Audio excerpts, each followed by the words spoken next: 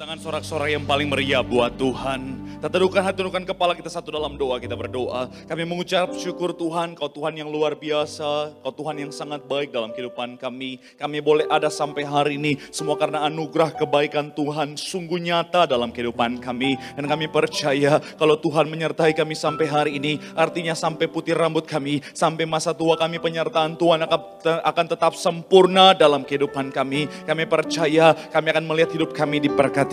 Kami akan melihat pekerjaan kami diberkati. Bahkan sampai anak cucu kami semuanya pasti diberkati untuk hormat kemuliaan nama Tuhan. Dan di tempat ini Tuhan bersama dengan seluruh jemaat-Mu yang terhubung melalui live streaming ini Tuhan. Kami yaitu Tuhan akan lebih lagi diberkati melalui kebenaran firman Tuhan. Kami berdoa biar kiranya Tuhan walaupun kami terbatas yaitu Tuhan terpisahkan oleh jarak. Tapi kuasa Tuhan yang tak terbatas sanggup bekerja secara luar biasa dalam kehidupan kami. Kami berdoa semuanya dimanapun mereka berada yang terhubung melalui live streaming Tuhan, semuanya dijamah Tuhan. Kami percaya Tuhan ubahkan hati kami semuanya bagaikan tanah yang subur yang siap untuk ditabur. Agar ketika benih firman Tuhan ditabur, benih firman boleh bertumbuh berakar dan berbuah. Kemanapun kami melangkah, cahaya Tuhan, image Tuhan boleh terpancar melalui kehidupan kami. Hamba-Mu Tuhan yang kepercayaan menyampaikan firman sore malam hari ini, doa kami Kau urapi, sucikan, layakkan, tutup bungkus di balik kaki salib-Mu Tuhan. Jika ada dosa Tuhan, nama mohon ampun.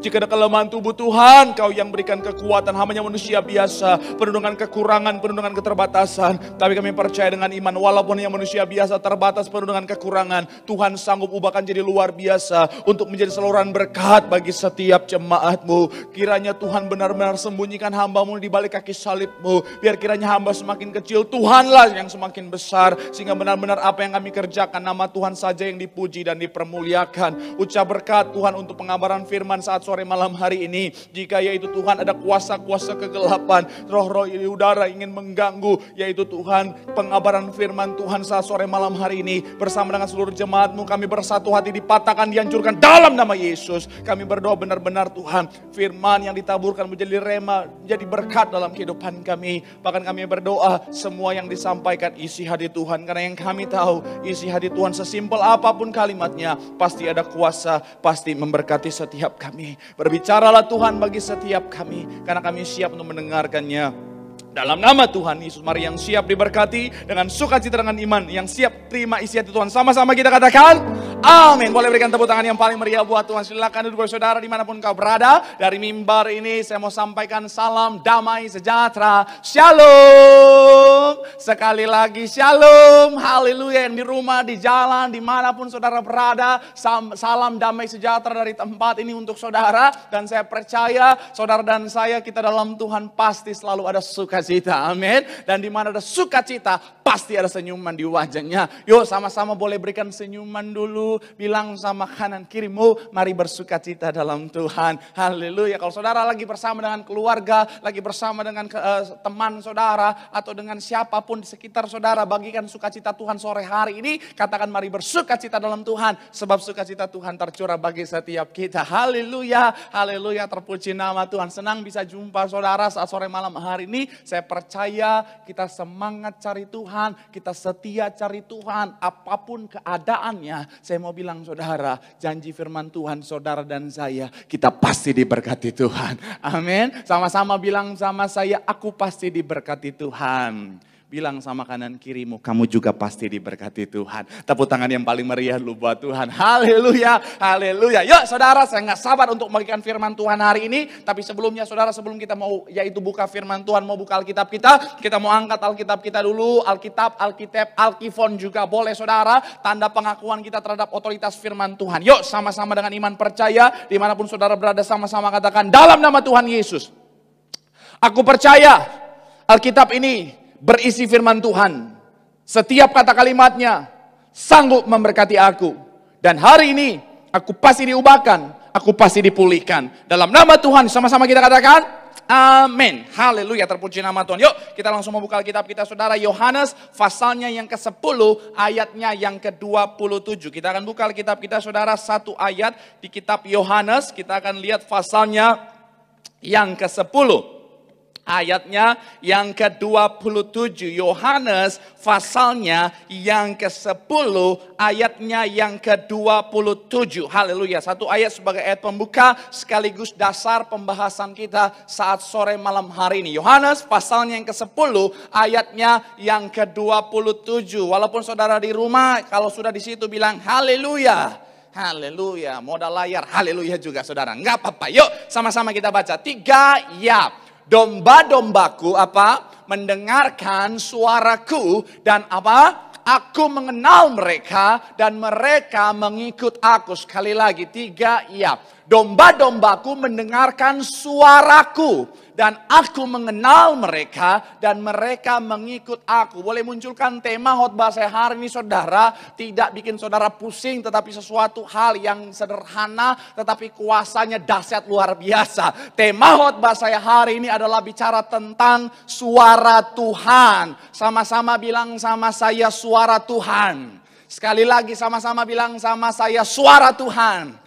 Amin, haleluya. Nah, bicara tentang suara Tuhan saudara, hari-hari ini saudara ada 3 pandangan yang muncul saudara. Yang pertama, bicara tentang suara Tuhan, yang pertama adalah bahwa Tuhan masih berbicara sama seperti pada masa Alkitab. Sekali lagi, pandangan yang pertama bicara tentang bahwa Tuhan itu masih bicara sama seperti pada masa Alkitab. Pandangan yang kedua adalah Tuhan sudah tidak bicara lagi sama seperti pada masa Alkitab, tetapi Tuhan hanya bicara yaitu melalui terbatas pada tertulis yang ada di Alkitab. Maksudnya begini saudara, Tuhan sudah tidak bicara lagi secara langsung tetapi hanya terbatas pada firman pada Alkitab saudara. Dan yang mengerikan di pandangan yang ketiga adalah munculnya pandangan bahwa Tuhan sudah tidak bicara lagi saudara. Ini mengerikan. Saya mau bilang saudara, yang saya sangat percaya dengan iman bahwa yang namanya Tuhan tidak pernah berubah dari dulu, sekarang dan sampai selama-lamanya. Amin. Sekali lagi, Tuhan tidak pernah berubah dari dulu, sekarang dan sampai selama-lamanya. Artinya apa? Sampai detik ini pun Tuhan masih menyatakan dirinya. Tuhan masih menyatakan suara hatinya. Bahkan Tuhan masih mengerjakan segala hal-hal luar biasa buat kehidupan saudara dan saya. Yang setuju boleh berikan tepuk tangan yang paling meriah dulu buat Tuhan. Haleluya, haleluya, terpuji nama Tuhan. Nah, itu kenapa sekali lagi saudara, yang saya sangat percaya Tuhan masih bicara sampai hari ini. Nah, keadaan hari-hari ini saudara membuat banyak anak-anak Tuhan dalam keadaan kebingungan. Keadaan akibat dampak dari COVID-19 ini saudara membuat banyak anak-anak Tuhan yang sepertinya kehilangan arah saudara. Sepertinya yang namanya ada dalam keadaan tersesat saudara. Sekali lagi karena dampak dari COVID ini saudara.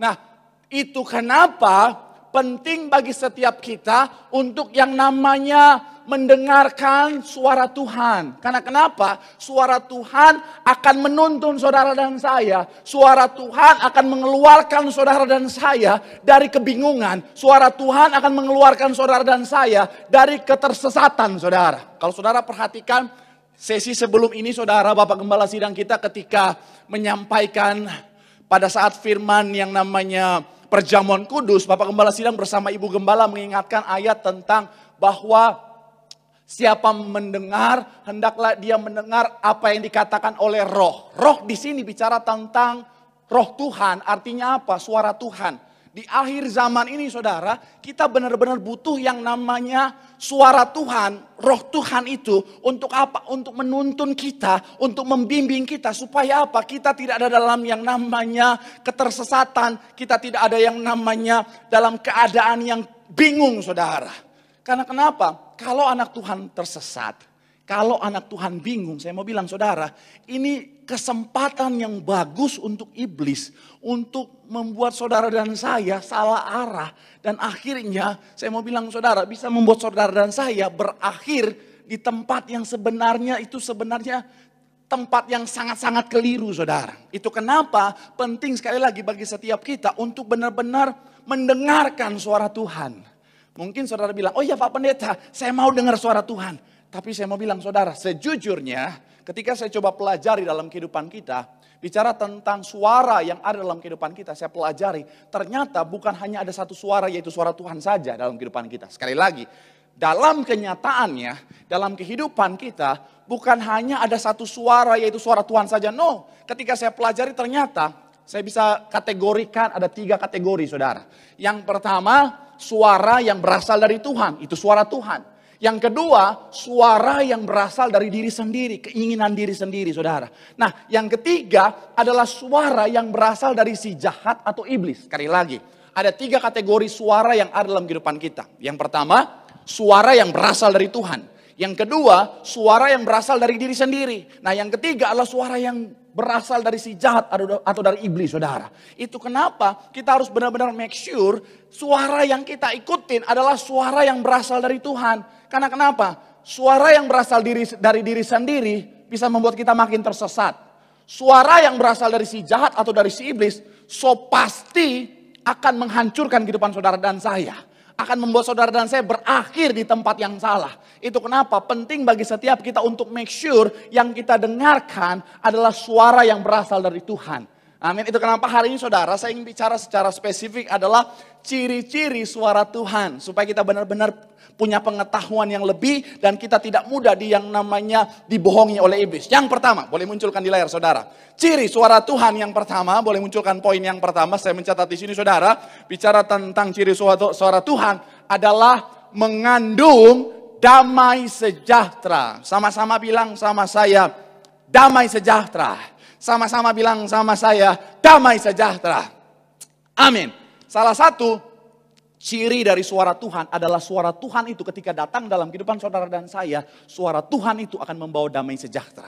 Saya mau bilang saudara, kalau itu berasal dari iblis saudara, iblis itu sukanya mendakwa saudara.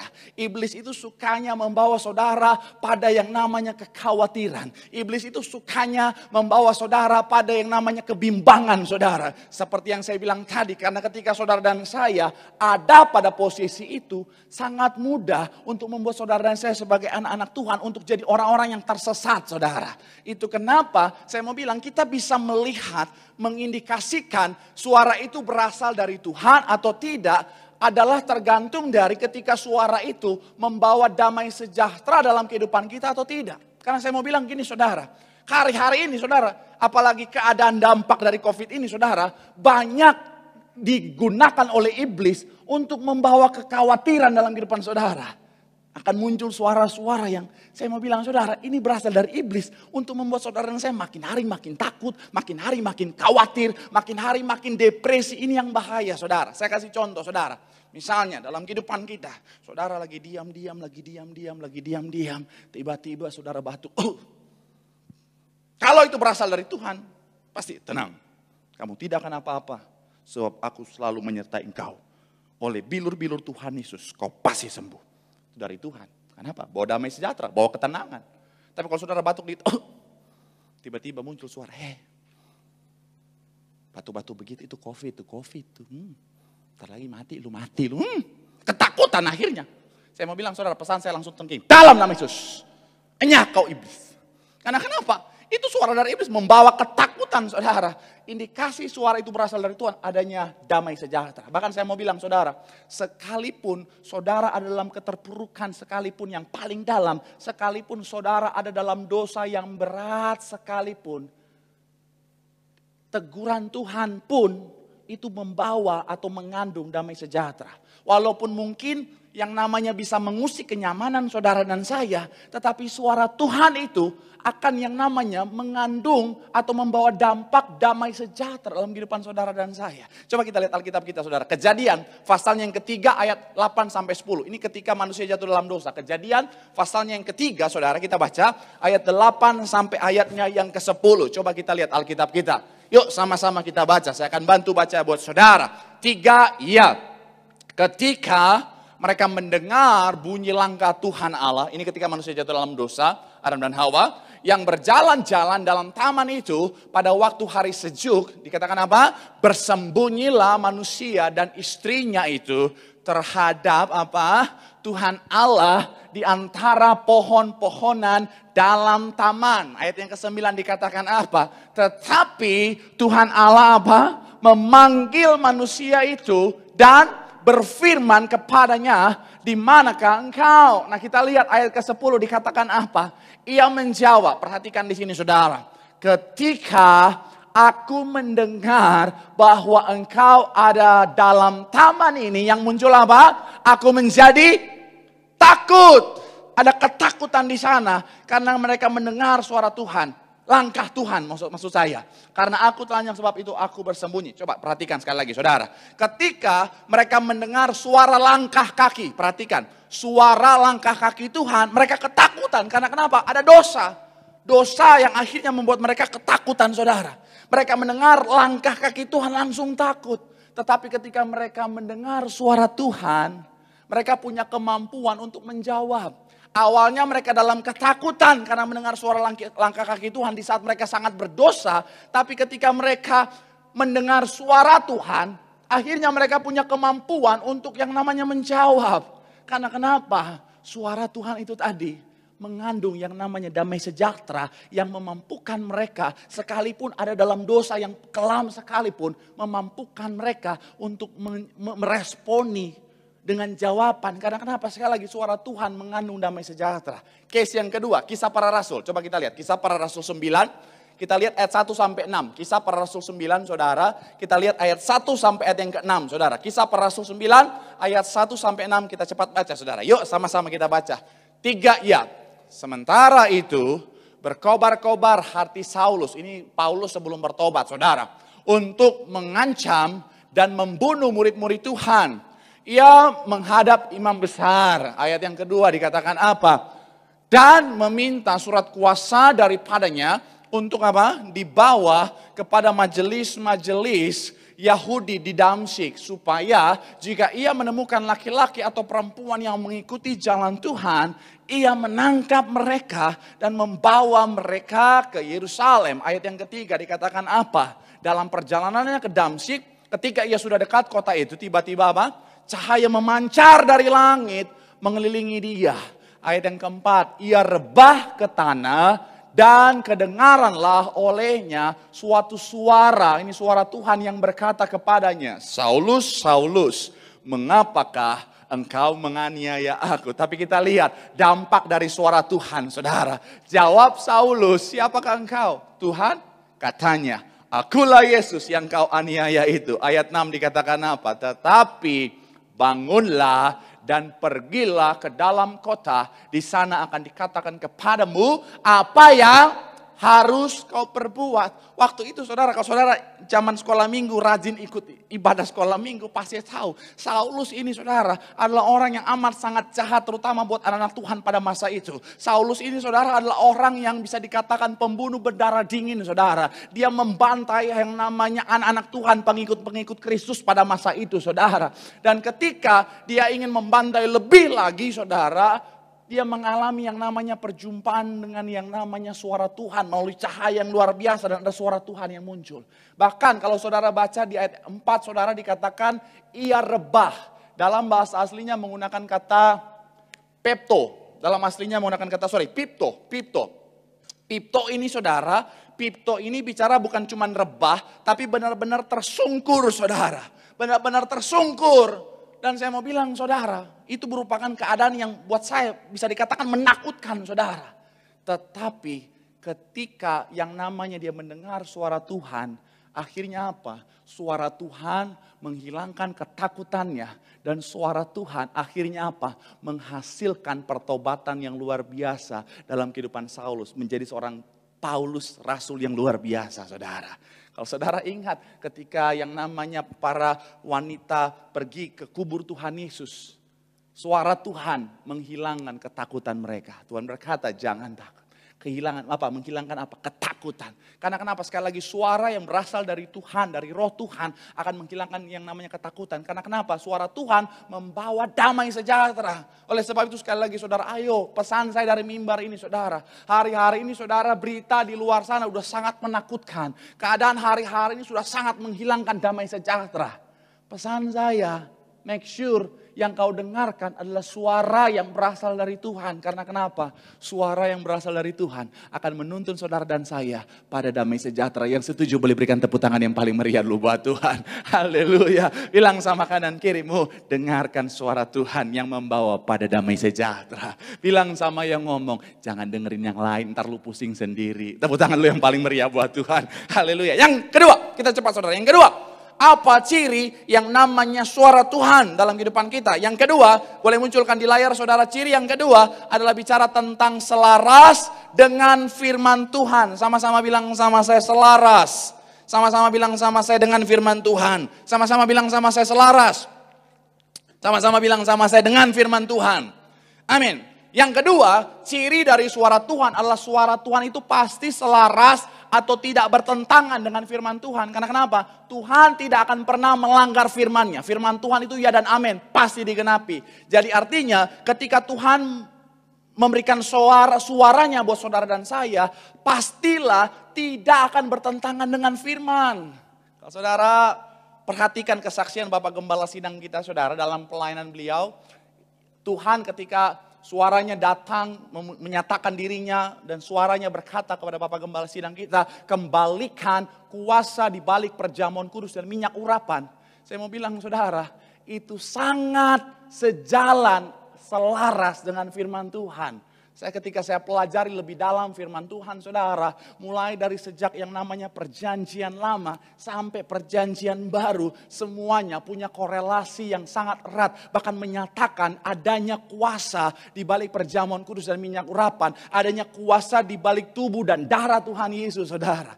Itu kenapa? Sekali lagi saya mau bilang saudara, kita bisa lihat adanya kuasa melalui semuanya itu. Karena kenapa? Itu suara Tuhan yang selaras dengan firman Tuhan, saudara.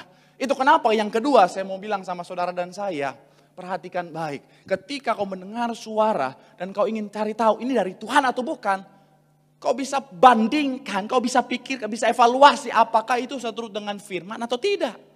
Kalau misalnya ada suara dan udah sangat bertentangan dengan firman, sudah dapat dipastikan itu bukan berasal dari Tuhan. Amin.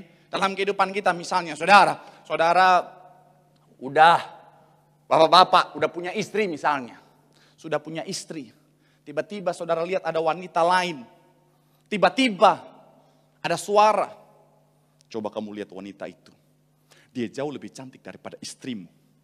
Lupakanlah istrimu. Karena dia sudah tidak secantik dulu lagi. Pinggangnya sudah tidak 29 lagi.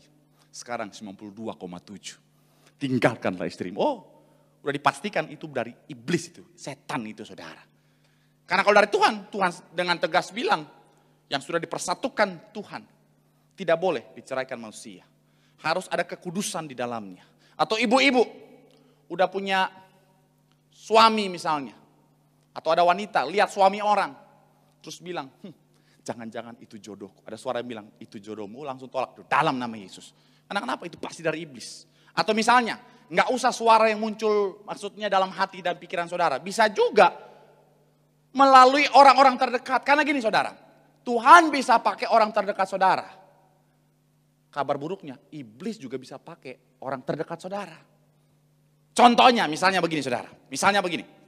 Saudara misalnya, biasa ibu-ibu. Karena ibu-ibu kan suka ngobrol. Terutama sama tetangga gitu saudara. Ibu-ibu punya PGI. Apa itu PGI Pak Pendeta? Persatuan Gibah Indonesia. Persatuan Gosip Indonesia. Suka gosip. Nah, contohnya lagi gosip nih, lagi ngobrol sama tetangga. Tiba-tiba suami misalnya lagi dalam keadaan sulit karena COVID, akhirnya mungkin pekerjaannya, bisnisnya hancur, atau misalnya PHK gitu saudara. Kalau ada suara ya yang muncul bilang begini, suaminya di PHK ya. Dukung ya suaminya, bersama-sama, saling dukung, saling topang, berdoa dalam Tuhan. Tuhan pasti bisa memberikan kekuatan untuk melewati semua ini. Nah, itu berasal dari Tuhan. Tapi kalau misalnya ada suara tetangga datang bilang, Jam, katanya suami kena PHK ya. Kalau kena PHK begitu, ntar lagi miskin. Gabung sama golongan miskin. Udah cerain aja. Masih banyak sultan-sultan di luar sana. Daripada lu miskin. Ntar lagi lu miskin tiap hari makannya tahu tempe. Jerawatan lu kebanyakan protein. Ntar lu lah udah miskin tuh, suami lu gak mampu bayar cicilan-cicilan yang lain, akhirnya tas lu dijual semua, tas lu dijual semua, lu gak punya tas, akhirnya kemana-mana lu pakai tas Indomaret yang hijau itu, yang ada tulisan Go Green itu, Go Green. Ya Tuhan. Atau misalnya akhirnya lu, suami lu udah miskin, akhirnya gak mampu beliin lu lipstik, akhirnya lu dikasih apa, gak dibeliin lipstik, dikasih apa, spidol merah. Itu bibir apa, cap kelurahan nih saudara. Saya mau bilang saudara, langsung dengan tegas bilang, enyahlah kau iblis. Itu udah setan saudara. Karena kenapa? Udah sangat bertentangan melalui firman Tuhan. Amin. Amin dong. Walaupun jauh, saya gak bisa dengar saudara, tapi saya puji Tuhan. Karena menurut kabar, konon katanya, kalau Tuhan berkenan, minggu depan, sudah akan ada jemaat lagi. Oh puji Tuhan, haleluya, puji Tuhan. Saya tidak ngomong sama kamera lagi. Tapi saya mau bilang saudara, ketika suara itu bertentangan dengan firman Tuhan, sudah sangat dipastikan yang namanya suara itu bukan berasal dari Tuhan. Karena kenapa? Firman Tuhan atau suara Tuhan itu pasti selaras dengan firman Tuhan. Karena kenapa? Melalui suara Tuhan, akhirnya suara itu bisa menuntun saudara dan saya berjalan selaras dengan firman Tuhan. Dan selaras dengan firman Tuhan akan menuntun saudara pada kehidupan yang kekal. Yang setuju boleh berikan tepuk tangan yang paling meriah dulu buat Tuhan. Haleluya, haleluya. Bilang sama kanan kirimu, suara Tuhan itu selaras dengan firman Tuhan. Tepuk tangan yang paling meriah dulu buat Tuhan. Yang terakhir saudara, sambil saya undang pemain musik pemujian saudara. Yang terakhir, sambil saya undang pemain musik pemujian saudara. Saya mencatat di sini, boleh munculkan di layar. Ciri suara Tuhan yang terakhir bicara tentang apa? Bahwa suara Tuhan bertujuan untuk kemuliaan nama Tuhan. Sekali lagi, suara Tuhan bertujuan untuk kemuliaan nama Tuhan. Sama-sama bilang sama saya, kemuliaan nama Tuhan. Sama-sama bilang sama saya, kemuliaan nama Tuhan. Amin. Yang ketiga saudara, ciri suara Tuhan adalah suara itu akan menuntun saudara, tujuannya untuk apa? Untuk hormat kemuliaan nama Tuhan. Karena saya mencatat begini saudara, suara Tuhan bertujuan untuk membuat sang penerima suara Tuhan itu menghasilkan kemuliaan bagi Tuhan. Sehingga apa? Melalui kehidupan si penerima suara Tuhan, banyak orang yang akhirnya datang pada Tuhan dan diselamatkan. Perhatikan sekali lagi, suara Tuhan bertujuan untuk membuat sang penerima suara Tuhan menghasilkan kemuliaan bagi Tuhan. Sehingga melalui kehidupan si penerima suara Tuhan, banyak orang datang kepada Tuhan dan diselamatkan. Saya suka pakai contoh pelayanan Bapak Gembala Sidang bersama Ibu saudara. Karena sekali lagi ya, kita harus jadikan contoh sesuatu yang sudah terbukti gitu saudara. Contohnya, ketika Tuhan dengan suara Tuhan menyatakan kepada Bapak Gembala Sidang kita, kembalikan kuasa di balik perjamuan kudus dan minyak urapan. Akhirnya pelayanan beliau bersama Ibu Gembala melalui yang namanya kuasa di balik perjamuan kudus dan minyak urapan. Banyak orang terima kesembuhan, nama Tuhan dipermuliakan. Nah, ketika nama Tuhan dipermuliakan ini saudara, akhirnya membuat semakin banyak lagi orang datang sama Tuhan. Dan akhirnya karena semakin banyak orang yang datang sama Tuhan, semakin banyak orang yang diselamatkan. Itu kenapa? Sekali lagi saudara, yang ketiga saya mencatat sekali lagi bicara tentang ciri suara Tuhan. Suara Tuhan itu akan membawa saudara atau tujuan akhirnya adalah untuk hormat kemuliaan nama Tuhan. Karena sekali lagi kemuliaan nama Tuhan akan menuntun orang untuk datang sama Tuhan. Mungkin saudara tanya sama saya, Pak Pendeta, terus kuncinya Pak Pendeta untuk benar-benar bisa tahu suara Tuhan itu gimana sih Pak Pendeta? Saya pernah bahas, kalau saudara rajin ikut khotbah saya pernah bahas sebenarnya, balik lagi di ayat yang tadi kita baca di bagian pertama. Boleh munculkan lagi, Yohanes pasalnya yang ke-10 ayat 27. Sekali lagi kita baca saudara. Yohanes pasalnya yang ke-10 ayat 27 kita baca sama-sama. 3, iya. Domba-dombaku apa? Mendengarkan suaraku. Dan aku mengenal mereka. Dan mereka apa? Sekali lagi. Domba-dombaku mendengarkan suaraku. Dan aku mengenal mereka. Dan apa? Mereka mengikut aku. Kalau saudara perhatikan. Yang Tuhan gunakan gambaran hubungan saudara dan saya adalah bagaikan domba dan gembala. Maksudnya apa? Domba dan gembala punya intensitas pertemuan yang tinggi saudara. Karena kenapa? Setiap hari yang namanya gembala akan bertemu dengan domba-dombanya. Dan akan menuntun domba-dombanya untuk ke padang rumput. Untuk apa? Untuk diberi makan saudara. Kalau sehari saja dombalanya nggak datang. Gembalanya nggak datang, dombanya bisa kelaparan. Itu kenapa adanya intensitas. Ini bicara tentang apa? Saudara dari tadi pasif, diam-diam. Ayo, walaupun saudara di rumah. Kan minggu depan kita ketemu. Latihan dulu ngomong lagi. Apa? Saya mendengarkan dengan iman. Ini bicara tentang apa? Sama-sama bilang sama saya, keintiman. Sama-sama bilang sama saya, keintiman. Karena kenapa? Ketika setiap hari bertemu, ada intensitas pertemuan yang tinggi di sana. Akhirnya adanya keintiman, saudara. Itu kenapa dikatakan, domba-dombaku mengenal suaraku. Karena kenapa? Tiap hari ketemu. Saya dulu zaman ngekos, saudara. Saya dulu tinggal di kos-kosan yang kamarnya banyak. Saya punya kos-kosan yang saya tinggal di kos-kosan yang kamarnya banyak. Dan ada banyak motor di sana, saudara. Jadi banyak orang pakai motor di sana dan parkir di kos-kosan itu, saudara. Dan saya punya teman samping kamar, itu tiap hari ketemu, itu teman dekat, udah kayak saudara, saudara. Udah kayak saudara kandung. Dan saya mau bilang, saya nggak usah dengar suaranya, saudara. Dari jauh aja saya dengar suara motornya, saya tahu itu dia. Karena kenapa? Udah ada keintiman, setiap hari saya dengar suaranya, saya tahu, oh ini motornya. Karena kenapa? Adanya keintiman. Sama seperti hubungan misalnya dalam keluarga, misalnya suami istri. Suami yang intim sama istri, saya percaya walaupun jaraknya jauh, tiba-tiba ada suara melengking-melengking. Suami-suami ada yang bilang, oh itu istri saya. Kok bisa tahu Pak? Iya. Suara lengkingannya tinggi, oh itu istri saya. Dia memang kalau ngomong, nadanya tinggi luar biasa. Karena kenapa? Ada keintiman. Begitupun sebaliknya, istri-istri kalau punya keintiman sama suami, misalnya di gereja, istrinya duduk di depan, suaminya misalnya di ujung belakang sana. Tiba-tiba suaminya mungkin karena sukacita dengar pendeta khotbah, dia tidur, hidup di bumi. Ya, ada kan orang di gereja tidur, saudara. Saya waktu itu lihat ada orang, saya lagi khotbah, dia gini. Ini bapak ini dia sangat mengerti sekali khotbah saya kayaknya. Tapi ketika saya perhatikan lebih dekat, ternyata lagi tidur ternyata. Bukan mengerti. Tapi nggak apa-apa, ada orang kadang-kadang tidur lah. Ya Tuhan, hidup di bumi seperti surga. Nah, ada istri-istri yang walaupun suaminya ngorok di ujung sana, dia bisa tahu itu suaminya. Suaminya ngorok. Oh, itu suami saya. Kok bisa tahu ibu? Iya. Dia ngoroknya tuh kunci C. Teratur. Ya kan? Ada orang tuh ngoroknya merdu, saudara. Satu nada. Tapi ada orang yang ngoroknya tuh pentatonik. Ngoroknya. Ada roro macan gitu. Haleluya. Aduh, saya rindu suara ketawa saudara. Nanti semoga minggu depan ya, kalau tahun depan kita ketemu ya. Tapi sekali lagi saya mau bilang, kenapa bisa begitu? Karena adanya keintiman. Kalau sebab itu ayo jalin keintiman sama Tuhan.